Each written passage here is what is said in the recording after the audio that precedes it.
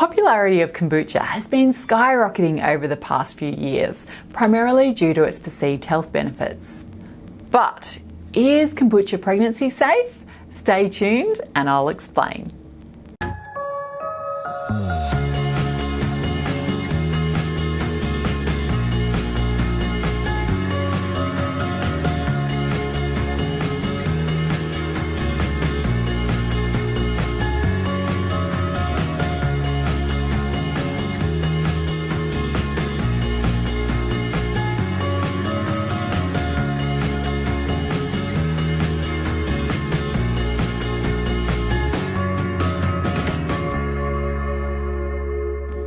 In short, it's best to avoid kombucha during pregnancy, although it does depend a little on the brand that you choose to drink.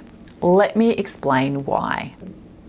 Firstly, kombucha is made from tea, so it contains caffeine.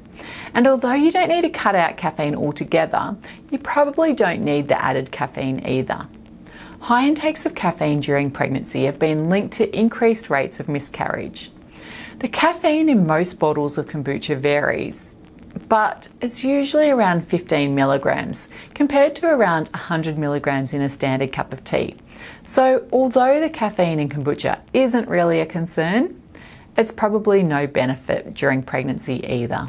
Secondly, although a healthy gut microbiome is essential during pregnancy and kombucha is fermented, so provides us with good probiotics, there is also a risk that it may contain dangerous bacteria.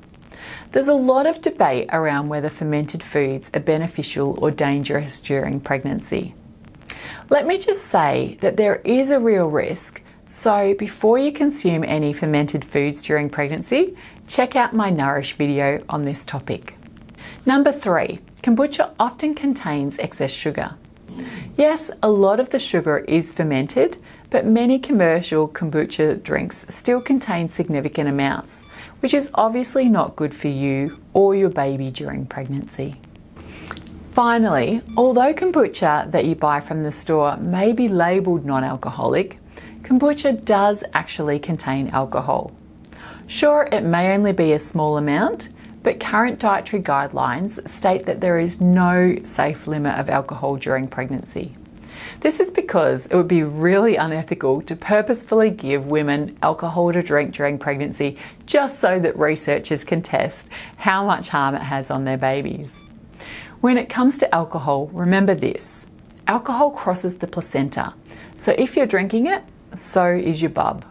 And although your baby may not end up with fetal alcohol syndrome with just a few kombuchas, you can't be sure that the alcohol isn't impacting upon his growing brain either.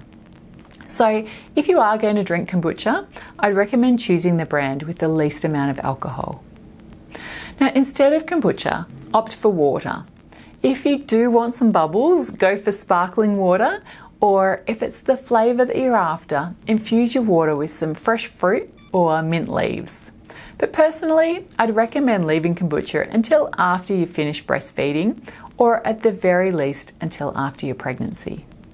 Now, if you would like help with a healthy diet during pregnancy, I'd love you to download my free pregnancy meal plan. Just go to www.melaniemcgrice.com/pregnancy and make sure that you subscribe so that you receive my weekly videos. I'll see you in my next video.